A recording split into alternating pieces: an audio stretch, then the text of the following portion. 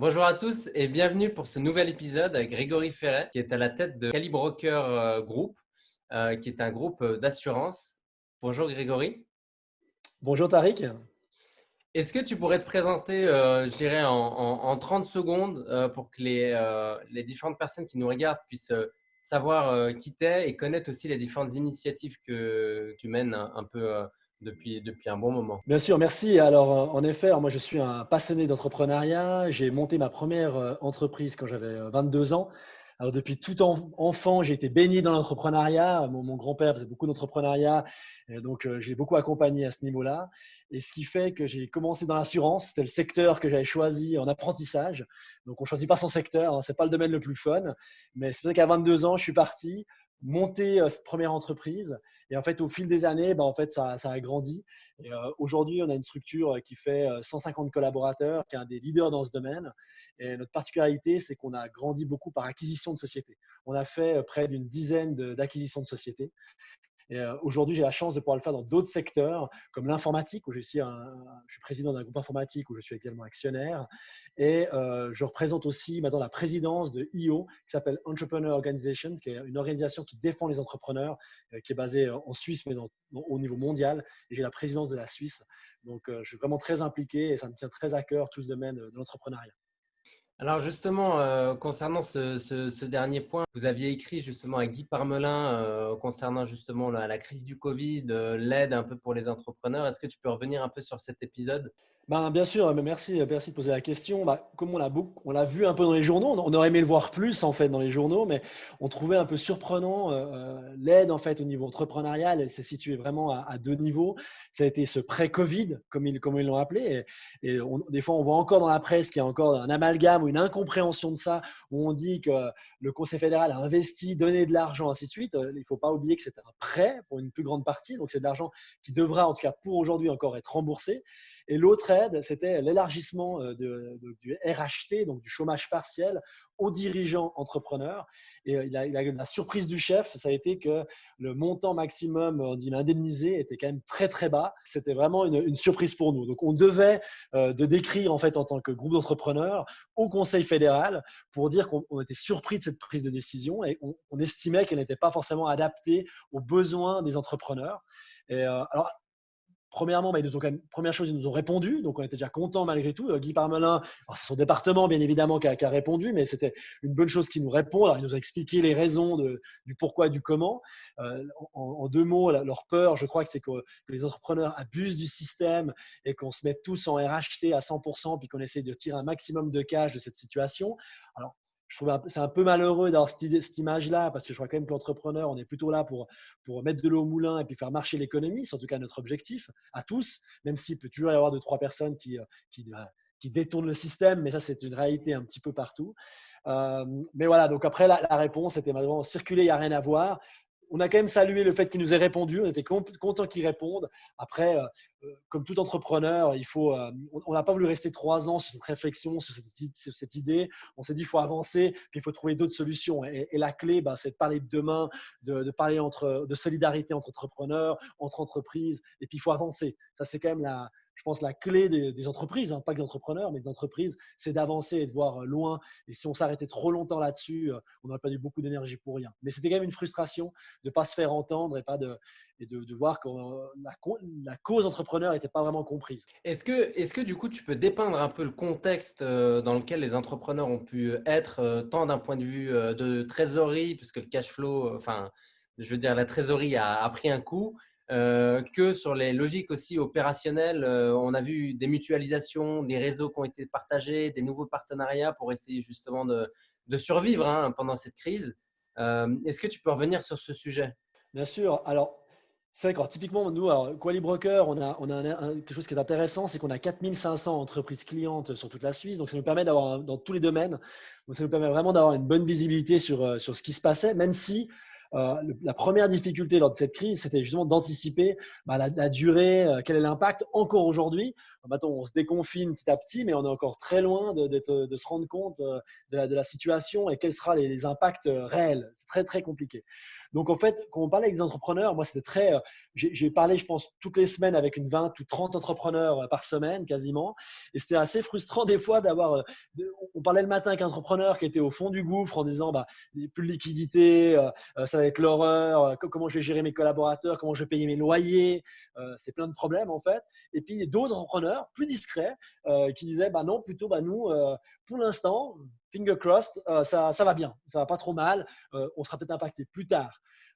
J'ai un de mes amis entrepreneurs qui m'a donné une image que j'aimais bien. C'était l'image du bateau. L'économie était quand même un gros bateau qui avance à une certaine vitesse. Et puis, quand d'un seul coup, on arrête les moteurs du jour au lendemain, bah, l'économie, elle ne s'arrête pas d'un coup. Le bateau, il ne s'arrête pas. Il continue en fait à avancer légèrement. On ne sait pas toujours pour combien de temps. Et puis, le plus compliqué, c'est de le faire repartir. Donc, on est un peu maintenant dans cette piste-là. C'est comment le faire repartir. Donc il faut se battre. Mais je crois qu'il y a des secteurs qui ont été particulièrement touchés. Tout ce qui est tourisme, hôtellerie, restauration, bien sûr tout ce qui est lié à l'aviation, c'était des situations transport catastrophiques. Là, on a vraiment des situations catastrophiques. Après, il y a des secteurs qui sont aussi sortis leur épingle du jeu, hein, comme tout ce qui est digital, bien sûr. Je parlais avec Pascal Meyer de Coca, avec Alain Krief de Dine Deal My Store, et c'était tout l'inverse, hein. Eux, le problème, c'était de gérer le flux de commandes, les volumes. Donc, on voit qu'il y a quand même des possibilités. Et ce que je trouvais très intéressant dans ces moments, et c'est ce que tu as relevé, c'est la solidarité. C'est que pour la première fois, on n'était pas un peu dans ce côté à se regarder entre entreprises pour se dire ah, j'ose pas te donner mes faiblesses.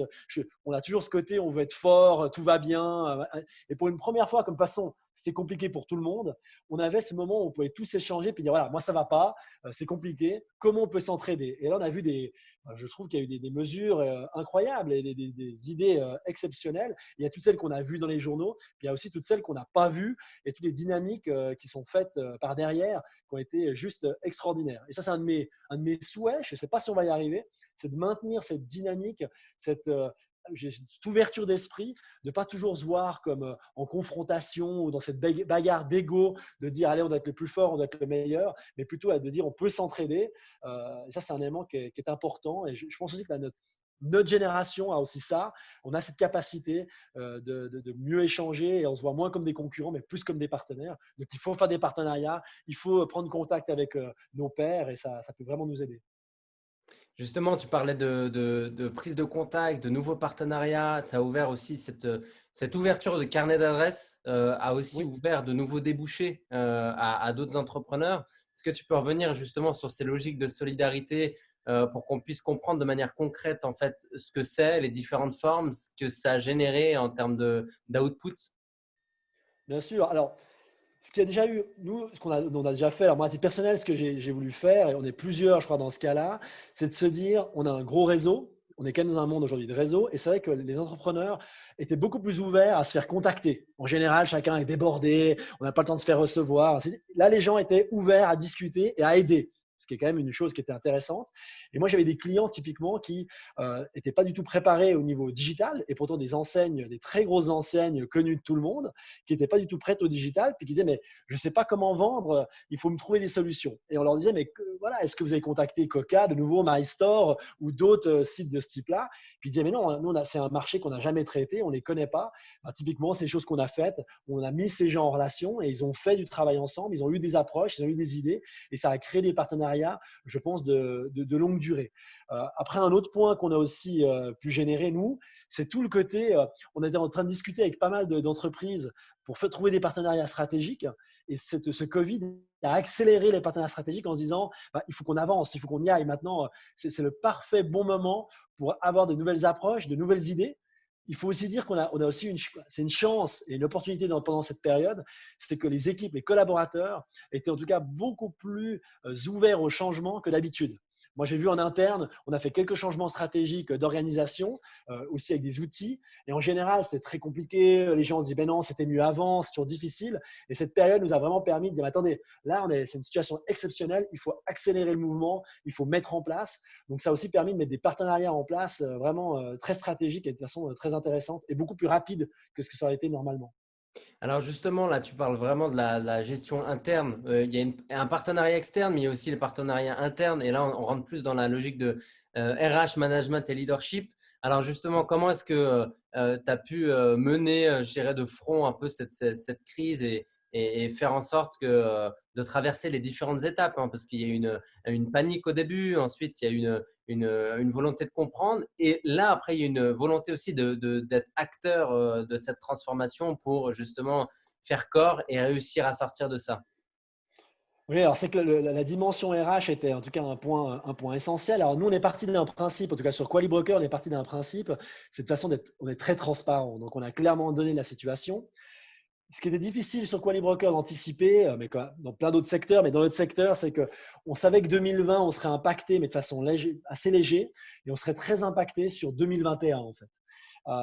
Potentiellement très impacté 2021. Mais ça, c'est dur pour les gens parce que là, les gens, quand ils sont en confinement, bah, ils voient, OK, là, je ne suis pas au bureau, c'est compliqué, donc mon employeur, il est en difficulté. Mais d'expliquer à un collaborateur, OK, en ce moment, on a des difficultés pour travailler, mais le côté économique, c'était dans un an. Et c'est dur comme perception, et puis de pouvoir l'anticiper. Donc, on essaie vraiment nous, on a pris des mesures drastiques, mais vraiment drastiques, comme si c'était la crise absolue. On a même des collaborateurs en interne qui nous ont un peu voulu et qui m'ont dit, non, mais ils m'ont dit, Greg, là, tu as été beaucoup trop loin, tu as beaucoup trop poussé. Mais moi, j'ai préféré dire, je préfère prendre les mesures les plus drastiques, puis faire une fois, comme un sparadrap, hein, tirer une fois fort, ça fait mal, mais au moins c'est clair. Et après, on peut construire que, je dirais, d'attendre et puis aller par étapes, le saucisson et coup par coup. Donc, par exemple, bien sûr, on a mis du RHT.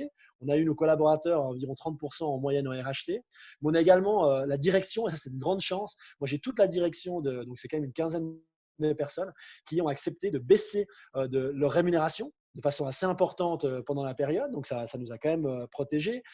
On a pris d'autres mesures également sur des bonus qui étaient prévus, sur des frais qui étaient organisés. On a vraiment essayé de tirer au maximum pour anticiper les problèmes. Et ça, les gens aujourd'hui, maintenant, après quelques semaines, mois qui sont passés, je crois que les gens nous remercient quand même parce qu'ils se rendent compte que ces mesures-là font qu'on a une stabilité. Sur Qualibroker, on a une très grande sécurité en termes de cash flow. On a beaucoup de chance, on est bien. Donc, ça a été très, très important. Mais il faut tout le temps garder le contact, je pense, puis être très transparent. Typiquement, nous, on faisait des réunions avec tous les collaborateurs. On en faisait très peu, on en faisait en général 2 fois par année. Et là, en fait, pendant la période Covid, on était en fait tous les lundis matins, on avait l'ensemble des collaborateurs en visioconférence, qui n'arrivait jamais, afin de donner tout le temps l'information. C'est moi qui donnais l'information à tout le monde pour vraiment que la ligne soit gardée, le même discours, qu'ils sentent aussi que c'est géré. Et je pense que ça a très bien marché. Et on se pose même la question de maintenir ça dans la durée. Maintenant, le challenge va être la reprise, même si on n'a jamais vraiment arrêté. Hein, mais ça va être de remettre les gens déjà au bureau. C'est déjà une première étape. Alors moi, je crois à 200% à la visioconférence et tout ce qui est télétravail. J'ai aucun souci avec ça. Mais on a deux mondes actuellement. On a le collaborateur qui, entre guillemets, souvent qui est seul à la maison.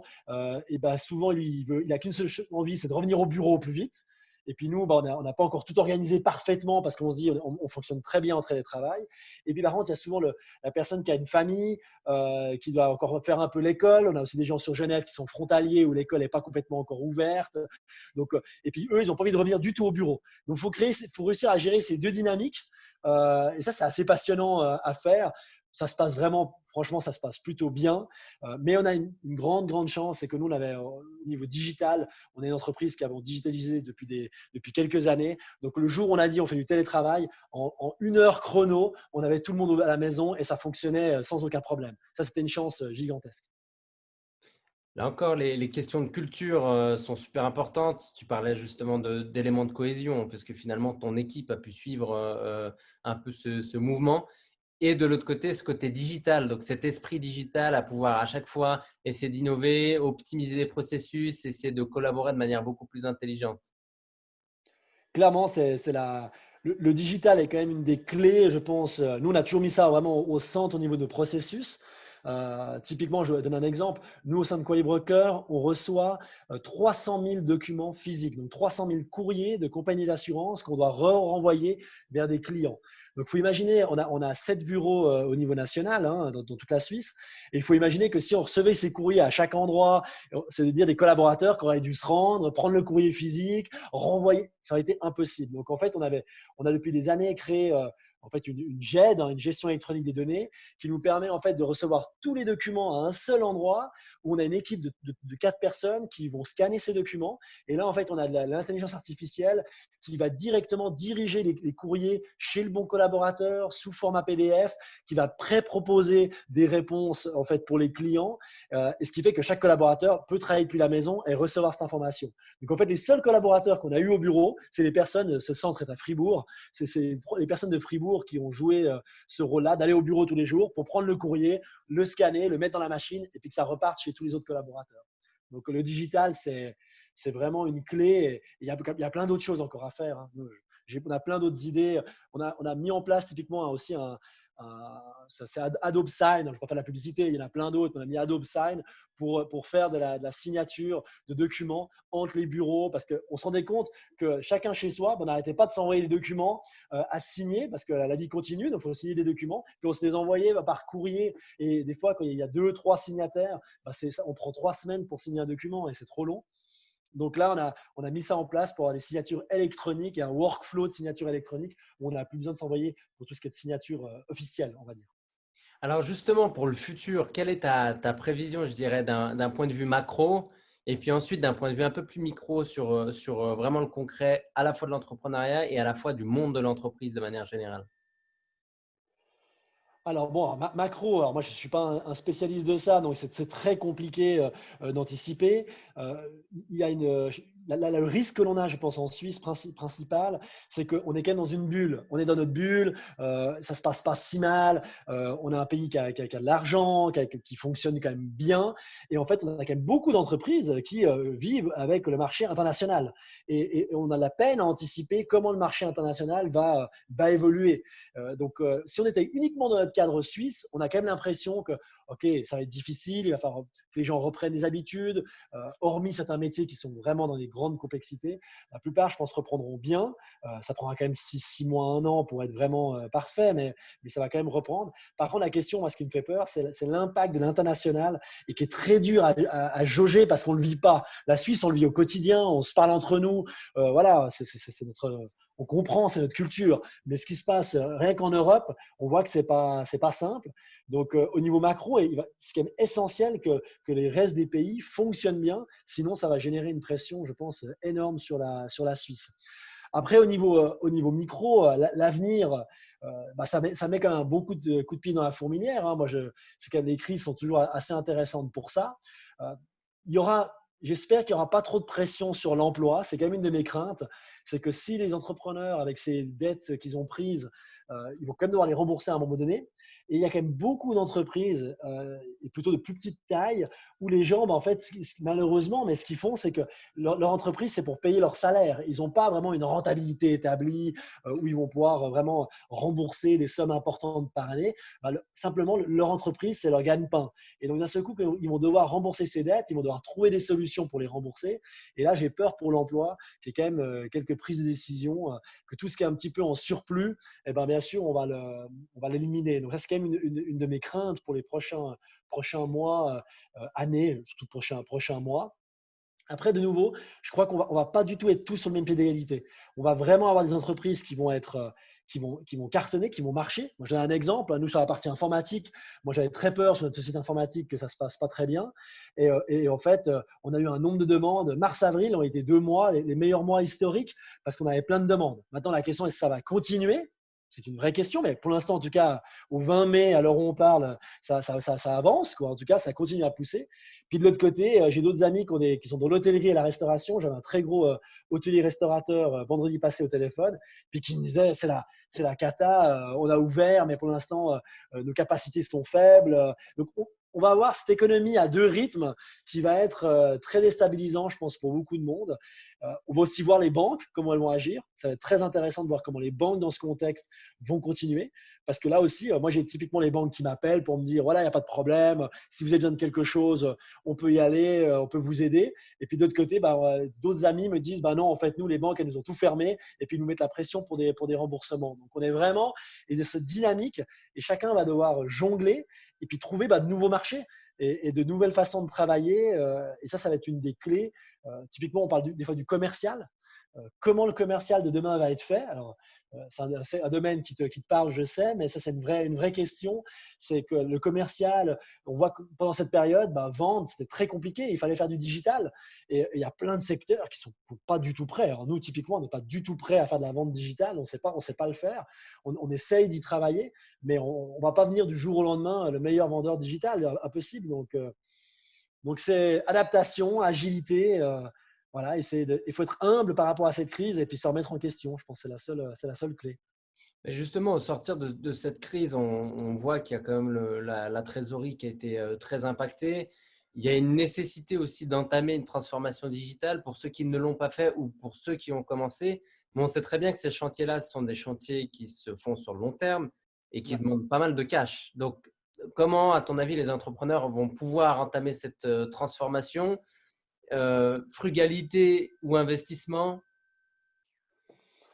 Il va y avoir ils auront plusieurs pistes en eux. Je pense que d'un point de vue global, l'entrepreneur aura besoin d'avoir une maîtrise de sa structure financière. Là, on parle vraiment de finance, de comprendre où il dépense de l'argent, quelle est sa rentabilité, comment il peut grandir. On est quand même encore dans un marché où on a de la chance, où on peut faire des affaires et les choses fonctionnent et si tout va bien, voilà, ça roule, quoi. Les gens regardent un petit peu, j'ai tant à la fin du mois, je paye mes salaires, je me paye, ok, ça roule. Mais si on veut demain faire de l'investissement, surtout pour les plus petites entreprises, elles vont devoir se structurer pour pouvoir voir, OK, il faut que je génère tant d'investissements pour pouvoir me digitaliser, pour pouvoir voilà, avancer. Et là, ça veut dire aussi prendre des décisions qui ne vont pas être les plus simples. Et ça, on le voit très bien. Une entreprise de 300 collaborateurs est habituée à prendre ce type de décision. Une entreprise de 10 collaborateurs, c'est moins usuel, c'est plus difficile, hein, c'est de toute façon plus compliqué. Donc ça va être déjà un premier point. L'autre chose qu'on va voir, à mon avis, c'est qu'on va avoir beaucoup de rapprochements. On va avoir beaucoup de sociétés qui vont se rapprocher, qui vont s'unir, qui vont fusionner pour essayer de se dire on est plus fort ensemble. Ça va être compliqué. On va aussi avoir des entreprises qui vont se vendre. Actuellement, j'ai jamais été aussi interpellé par les sociétés de private equity qui cherchent à acheter des sociétés, à parvenir parce qu'ils voient plein d'opportunités, ils ont beaucoup d'argent dans leur fonds et ils veulent rentrer pour pouvoir dire voilà, on rentre à un prix un peu moins élevé, il y a la crise du Covid, et puis investir et puis mener en fait cette transformation. Donc il y a aussi des entrepreneurs par fatigue aussi. Hein. Certains vont être fatigués parce que suivant ceux qui sont là depuis 30 ans, c'est pas la première, ils ont déjà vécu plusieurs, c'est dur hein, dans certains cas. Donc je pense que certains vont aussi faire ce choix de vendre ou de se rapprocher afin de s'entraider. C'est le seul moyen d'arriver. Mais il va falloir être meilleur, hein, mais comme toute crise, ça tire le niveau vers le haut. Hein. Quoi qu'on fasse, on ne peut pas devenir moins bon. Hein. On va devoir devenir meilleur. Alors moi, ça me parle quand même. C'est intéressant de devoir devenir meilleur, mais il faut qu'on ait le contexte économique et puis, on dit, mais d'aide autour de nous qui nous permet quand même de le faire. Si les gens se font, au bout de 6 mois, tirer dessus, il faut rembourser tous les prêts et ainsi de suite, ça va être très, très compliqué. Alors justement, pour toi, quelles sont peut-être les plus grandes contraintes et en même temps, quelles sont de l'autre côté les plus grandes opportunités pour les entrepreneurs et dirigeants sur les prochains mois et les prochaines années? Alors, je pense que les opportunités, elles sont assez claires et je suis sûr que plein d'entrepreneurs, j'en discute avec plein, on les voit, c'est cette ouverture d'esprit, les gens sont prêts à remettre en question des choses. Tout notre acquis du passé, on a l'impression qu'en 2 mois de stop, tout l'acquis qu'on a eu dans le passé est tombé, on est prêt à faire des nouvelles choses et à voir les choses différemment.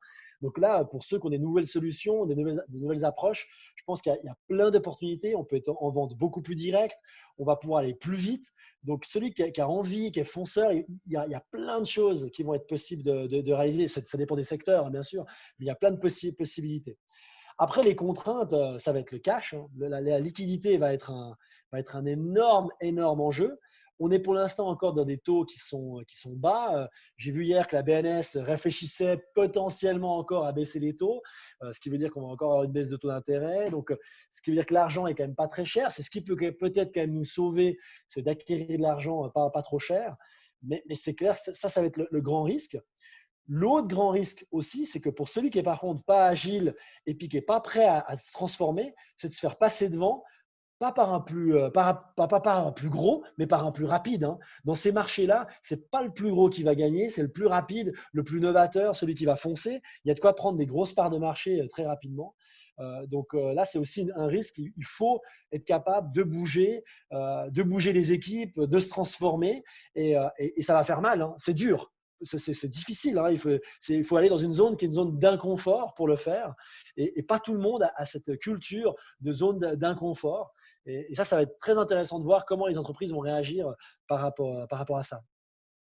Alors, comme tu disais tout à l'heure, les grandes entreprises à 300 employés, 100 employés, on va dire, en tout cas des entreprises de taille moyenne, ont l'habitude de tout ce qui est controlling, gestion des finances, structuration des PNL, des forecasts, etc. Pour les plus petites, je dirais 10, 15, 20, 30, elles n'ont pas forcément cette vision et cette structuration en se disant, OK, quel est mon IRR, qu'est-ce que je fais, comment je génère mon free cash flow. Euh, Dans une logique où ils vont être endettés, est-ce que tu ne penses pas que l'endettement va peut-être aussi créer des entreprises un peu zombies qui n'ont plus vraiment de valeur ajoutée et qui sont juste en train d'essayer de survivre et qui vont peut-être faire faillite dans plusieurs mois, voire dans quelques années? Clairement, clairement. Mais après, alors moi, des fois, je suis un petit peu radical. Aujourd'hui, si on veut monter une entreprise et puis être performant, tu vois, si on est intéressé à la développer, après, c'est un choix, hein, personnel, mais ces notions financières sont des notions que si on ne les maîtrise pas, il faut prendre des gens autour de nous qui les maîtrisent. Ça, c'est un point qui est clé. Et je pense que beaucoup de sociétés de PME, de plus petite taille, ne maîtrisent pas ces aspects-là, ou même ceux qui lancent une entreprise. Des fois, lancer une entreprise, moi, j'en rencontre beaucoup de jeunes ou moins jeunes qui veulent lancer une entreprise, et on voit qu'en termes de finances, c'est pas maîtrisé. Et aujourd'hui, on doit maîtriser ces éléments, ou en tout cas, on doit se faire aider pour les maîtriser parfaitement. Donc, avec la crise du Covid et avec ces prêts qui sont faits, ceux qui ne maîtrisent pas ça vont être en très grande difficulté et ils vont avoir des mauvaises surprises. Parce que là, on est en taux encore 0% sur le prêt Covid, mais on le sait que les banques et donc le Conseil fédéral, après un an, aura la possibilité de changer ce taux de 0% et dire il est à 1, il est à 2. Ce n'est pas un taux de 0% qui est garanti pour 5 ans. Il est garanti pour un an, mais après un an, ils pourront revenir. Donc, si on commence à avoir des intérêts sur ces prêts qui seront faits, les entreprises vont se trouver à la gorge. Maintenant, je pense qu'il ne faut pas avoir peur de tirer vers le haut et aller vers des choses de meilleure qualité, un plus haut niveau de professionnalisme. Et on doit être plus professionnel. Et je crois quand même que les entreprises, hormis de nouveau certains secteurs, hein, je peux prendre l'exemple du secteur de l'événementiel, celui qui fait des événements, on n'a plus le droit de se réunir, vous pouvez être le meilleur du monde, le plus grand entrepreneur du monde. Si on vous dit c'est terminé, on ne peut plus faire d'événements, il n'y a pas de miracle, hein, la messe est dite, c'est vraiment complexe. Maintenant, entreprise plus traditionnelle, si vous prenez les bonnes mesures et ainsi de suite, il n'y a pas de raison qu'on n'arrive pas à rebondir. Il n'y a aucune raison qu'on n'y arrive pas. Il faut prendre des décisions, mais il faut avoir ces notions, il faut comprendre d'où vient le cash, comment ça fonctionne et prendre ces mesures. Et ça va être difficile. Et celui qui ne va pas les prendre, et ben là, c'est clair que là, ça va être très, très compliqué. Il va se faire passer devant. Et la notion de zombie est une bonne notion. On redonne du souffle à une entreprise qui est sur le point de mourir ou de ne pas être bien. Et puis, le prêt va juste lui donner un peu plus de temps, mais ça ne va rien changer, hein. C'est juste, voilà, c'est chronique d'une mort annoncée, hein. Justement, le maître mot, c'est agilité. Agilité en comprenant le contexte, en comprenant justement comment structurer ses finances. Au-delà de la partie financière, comment est-ce qu'on peut être agile dans une organisation avec des collaborateurs qui aussi ont un certain besoin de sécurité, de stabilité? Comment est-ce que ça se passe? Alors, l'agilité, elle se situe, je pense, à plusieurs niveaux. Le point clé, je pense, de l'agilité, c'est que pour être agile, il faut déjà connaître, être impliqué dans son marché, dans le microcosme de l'entreprise, dans le marché entrepreneurial, dans le marché des entreprises. Si on ne connaît pas son marché, c'est dur d'être agile parce qu'on ne voit pas ce qui se fait. Et puis également, il ne faut pas être uniquement dans son domaine, il faut aussi voir ce qui se fait à côté. Moi, il y a plein d'autres industries qui me donnent plein d'idées où on peut se dire, ah bah tiens, on aurait pu faire ça dans notre domaine. Donc, il faut être très ouvert aux autres. Donc, c'est vrai qu'il faut discuter, ouvert aux entreprises et ouvert aux discussions pour s'aider à se dire bah, tiens, je pourrais prendre cette voie-là, parce que je crois que personne ne peut se lever un matin et dire ah voilà, j'ai l'idée incroyable, je vais révolutionner le monde. toutes les idées qu'on a viennent quand même de nos expériences, de ce qu'on lit, de ce qu'on entend, de ce qu'on échange entre nous. Ça, c'est un point qui est essentiel. Et après, au niveau interne, ça, c'est le plus compliqué, c'est de garder une culture d'agilité. Et c'est des fois et en Suisse, on a des fois un peu ce problème-là, c'est que les gens sont dans un rôle très carré, ils ont leur salaire qui est assuré, c'est bien posé. Mon bureau, il est important, j'ai ma photo de ma famille, j'ai mon pot de fleurs. Bien sûr, je grossis le trait, mais c'est quelque chose qui est très ancré. Alors, ce n'est pas un jugement de valeur, hein, chacun, mais ça, je pense qu'on va devoir changer ça. Et le rôle de l'entrepreneur, c'est de communiquer et presque de changer des choses pour changer, pas pour changer, mais quand même, d'être dans quelque chose où il faut qu'il y ait une dynamique et une culture de changement. Mais la première personne qui doit être le plus agile, c'est l'entrepreneur.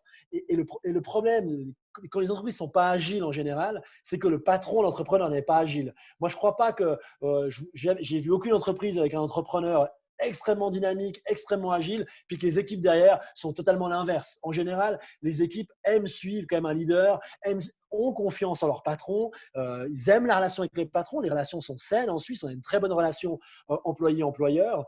Donc, on doit avoir ce leadership et ça commence par le patron et on doit se remettre en question. Est-ce que je suis agile? Est-ce que je m'applique mes théories à moi-même? Si je change moi-même et je suis dynamique par rapport à ça, l'équipe va basculer, j'en suis sûr.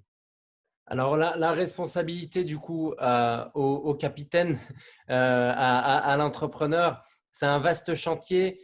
Si tu avais à partager quelques-uns de ces chantiers, je dirais, et ce rapport avec les équipes pour gagner en agilité à d'autres entrepreneurs, ce serait quoi? Bonne question. Alors, nous, ce qu'on a essayé de faire, alors nous, on a une historique qui est particulier, c'est que comme on a fait beaucoup d'acquisitions, nos équipes sont très agiles parce elles ont jamais eu le temps de s'asseoir, qu'il y avait une nouvelle entreprise qui arrivait, une nouvelle activité. On a fait 10 acquisitions en 10 ans, donc c'est clair que c'est un peu un rythme fou, mais ce qui a permis d'avoir une agilité qui est extrême des équipes. Après, il y a aussi de savoir, de ne pas avoir peur du changement. On change très vite, on change trop vite. Tout le monde nous le dit, on change trop vite. Mais moi, je préfère changer que rester planté dans une situation.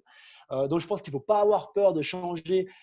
Et puis, quitte à devoir rechanger 2 mois après ou 3 mois après, c'est pas grave. Si on explique aux gens, si on prend le temps d'expliquer, je crois que les gens peuvent voir qu'il faut chercher. De toute façon, essayer, c'est se tromper. Et ça, c'est un enjeu qui est très compliqué dans nos activités. C'est que notre quotidien, pour la plupart, c'est un rôle d'exécution. On sert un client, on est dans une catégorie de zéro erreur. Quand on sert un client, on ne veut pas lui faire d'erreur, on veut faire un travail parfait. Donc, quand on veut faire un travail parfait, on ne fait pas d'erreur et on cherche le zéro erreur. Par contre, quand on veut être agile et être créatif, créer des nouvelles choses, c'est tout l'inverse. Il faut faire des erreurs. Et si on essaie de créer quelque chose, puis d'essayer de faire quelque chose de parfait, sans erreur, que tout soit prêt au millimètre, on n'y arrive jamais. Moi, je dis toujours, si on sort un produit puis qu'on est satisfait de son produit parce qu'on estime qu'il est parfait, on l'a sorti beaucoup trop tard. C'est le marché qui fait évoluer les choses. Donc, il faut prendre des risques. Et on prend des risques financiers en tant qu'entrepreneur, mais il faut prendre des risques au quotidien sur les équipes. Puis il faut les intégrer parce que je suis sûr que les équipes, elles ont aussi envie de changement. Les gens ont envie de bouger. S'ils font partie de la décision, je suis convaincu qu'ils peuvent prendre ces mesures. Et on le voit pendant le Covid, on a vu plein franchement, nous en interne, mais moi j'ai discuté avec plein de gens. Moi, j'ai trouvé génial la relation avec les équipes. Ils nous ont surpris de leur agilité, de l'ouverture. Moi, j'ai des collègues qui m'ont dit voilà, on sait que c'est difficile, on est prêt à baisser nos salaires de 20% pendant 2, 3 mois, on vous accompagne, on va tout faire pour y arriver ensemble.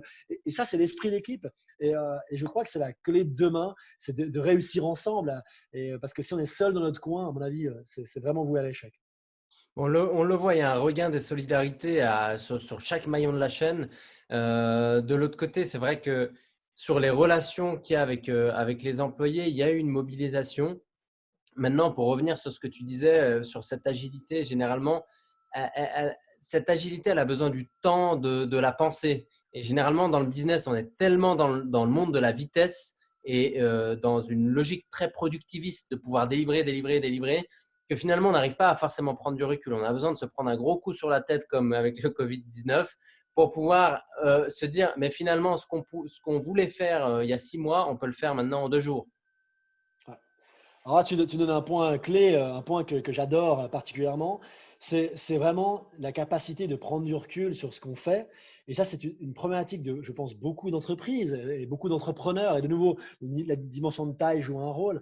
Mais beaucoup de gens sont trop tête dans le guidon et on court après la roue et c'est un peu la souris. On court comme des fous et on n'a jamais le temps de prendre du recul et jamais prendre du recul avec les équipes. C'est compliqué, on est sous pression.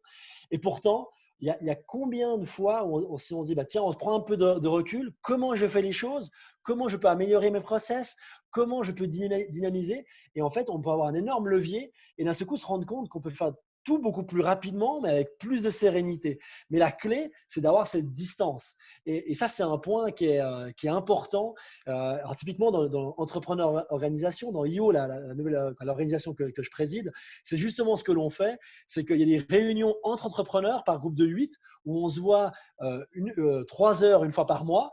Et c'est justement l'idée, c'est d'avoir 3 heures où on peut passer des problèmes, réfléchir, prendre du recul et aussi avoir l'expérience des autres entrepreneurs pour dire, bah, toi, comment tu fais? Et l'autre entrepreneur peut dire, voilà, bah, dans cette situation, voilà ce que j'ai fait, voilà les mesures qu'on a prises, voilà le résultat, ça a marché, pas marché, de façon très transparente.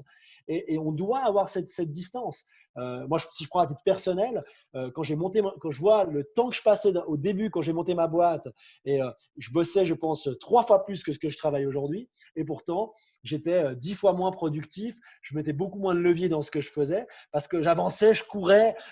C'était très valorisant pour moi. J'avais l'impression d'être valorisé. Mais j'aime dire, j'aime pas travailler dans l'entreprise, j'aime travailler sur l'entreprise. C'est vraiment, voilà, c'est not work in the business, c'est work on the business. C'est vraiment travailler sur comment améliorer, comment avoir du levier et prendre de la distance. Ça, c'est un point clé, clé, clé. Pour conclure, est-ce que tu aurais peut-être un conseil à ceux qui nous écoutent, qu'ils soient entrepreneurs, dirigeants ou même indépendants ou même des personnes qui veulent se lancer?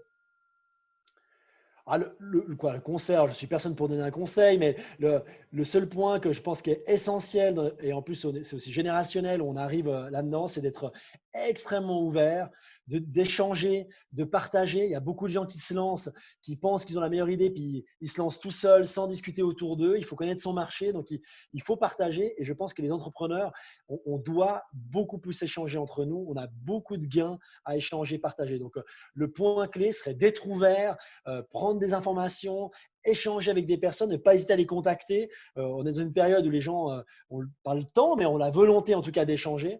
Et ça, c'est pour l'avenir, je pense que ça évite de faire plein d'erreurs et de voir juste et de prendre les bonnes mesures et de voir aussi des opportunités qu'on n'aurait pas vues tout seul dans son coin. Donc moi, s'il y avait un point, ce serait l'ouverture aux autres. Super. Bah, écoute, merci beaucoup Grégory pour ton temps et puis pour ce partage. Merci Tariq aussi, c'était toujours intéressant de pouvoir partager sur ces éléments qui me passionnent.